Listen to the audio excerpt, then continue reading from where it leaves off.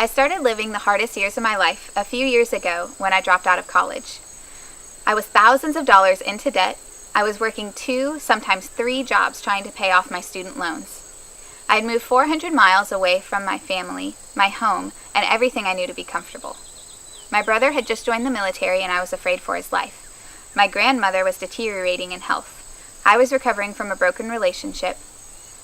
I wasn't getting along with my roommates, and friends were dropping from my life like flies.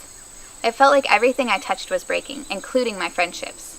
Among other things, I drove a rusty truck that broke down almost every time I got behind the wheel.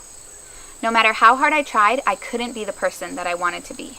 I often hated my life, and I was really hurting on the inside. I felt like God had forgotten about me.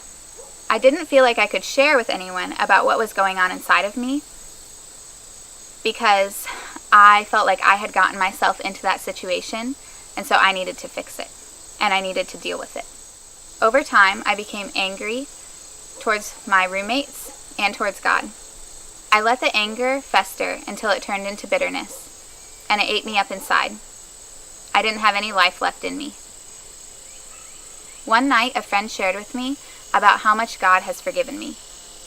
She said, "For every time I have to forgive someone in my life to be in relationship with them, God had done that much and more for me." I realized in that moment that it was illogical for me to hold on to my bitterness and my unforgiveness towards my roommates and towards God when I had been forgiven for so much.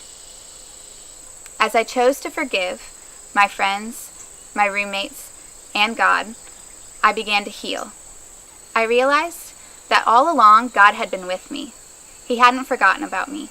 He had given me gifts in my friends, and I needed to learn how to receive from Him the gift that He had given to me.